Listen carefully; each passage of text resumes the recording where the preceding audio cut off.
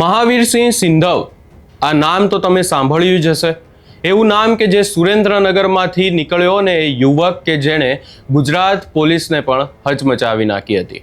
પરંતુ અમદાવાદમાં એક ઘટના દરમિયાન તેમનું મૃત્યુ થયું અને આખી ઘટનાને લઈને ચર્ચાઓ પણ અનેક થઈ। પરંતુ હવે આ તમામ ચર્ચાઓની વચ્ચે મહાવીરસિંહ સિંધવના ભાઈ કે જે એક પોલીસ અધિકારી છે એમને ધમકી આપવાની આખી બાબત સામે આવી છે અને આ બાબતે હવે તેમના ભાઈ દ્વારા શું કહેવામાં આવ્યું છે એની વિગતે ચર્ચા કરીશું। નમસ્કાર, હું છું ઉજ્જવલ અને આપ જોઈ રહ્યા છો નિર્ભય ન્યૂઝ। મહાવીરસિંહ સિંધવનું જ્યારે મૃત્યુ થયું ત્યારે આખા ગુજરાતમાં અનેક ચર્ચાઓ થઈ।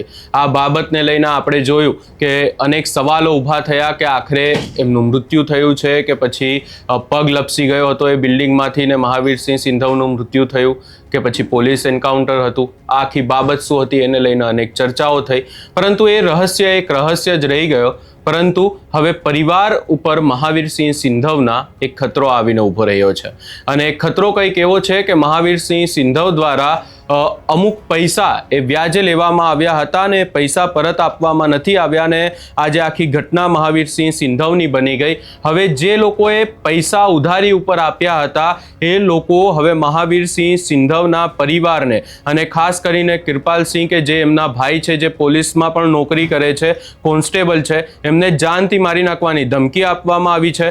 મૃતક ભાઈએ જે મહાવીરસિંહ સિંધવ છે એમણે 1,35,00,000 રૂપિયા વ્યાજે લીધા હોવાનો દાવો કરવામાં આવ્યો છે અને આખી ઘટનામાં જ્યારે મહાવીરસિંહ સિંધવનું બેસણું હતું ત્યારે પણ પૈસા મામલે ધમકી આપ્યાની ફરિયાદ અહીંયા આખી કરવામાં આવી છે।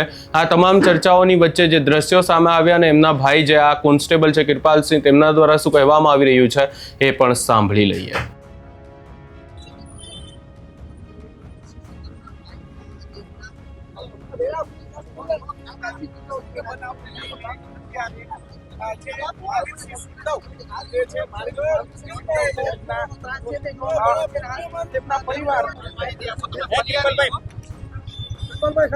કૃપાલભાઈ, ફરિયાદ શેની કરી તમે? હે કૃપાલભાઈ, ફરિયાદ શેની કરી છે તમે? ફરિયાદી તો શેની ફરિયાદ છે કૃપાલભાઈ? જવું છે ને? હા હે કૃપાલભાઈ, ચોક્કસ ફરિયાદ કરી છે, થોડી કાપી વિગતો આપો। જેટલા અત્યારે કૃપાલસિંહ ચાલુ છે અહીંથી ભાઈ।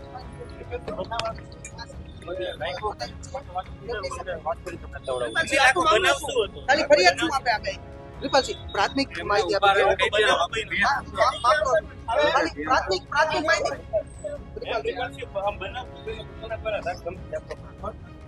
કૃપાલસિંહ કોના દ્વારા તમને ફરિયાદ આપે? કૃપાલસિંહ કોણ તમને ધમકી આપે? આ કોન્સ્ટેબલ કૃપાલસિંહ કોના દ્વારા તમને ધમકી આપવામાં આવી છે? કૃપાલસિંહ કોના ખાલી દ્વારા પ્રાથમિક માહિતી। એફઆઈઆર દાખલ કરેલી છે અને તપાસમાં છે। બાકી હું મારા પપ્પાને એમની સાથે વાત કરીને પછી તમને જાણકારી આપીશ। એ છે ફરિયાદની દાખલ કરેલી છે, પછી જાણ કરીશ। મારા ફાધર એમની સાથે વાત કરીને પછી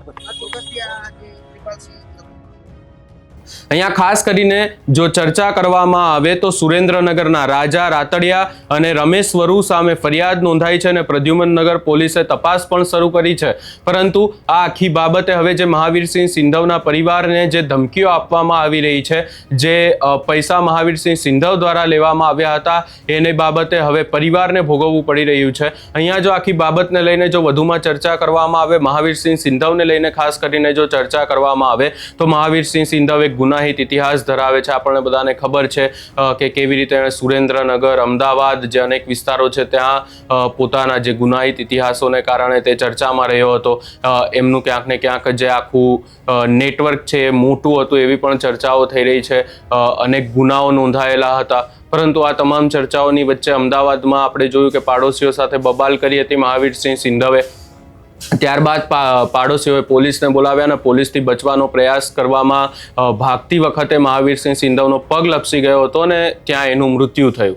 અને હવે આજે આખી બાબત એના પરિવારને લઈને સામે આવી છે। એને લઈ તમારો શું અભિપ્રાય છે એ અમને કમેન્ટ કરી જરૂર જણાવશો ને અમારી ચેનલ નિર્ભય ન્યૂઝને લાઇક, શેર, સબસ્ક્રાઇબ કરવાનું ભૂલશો નહીં।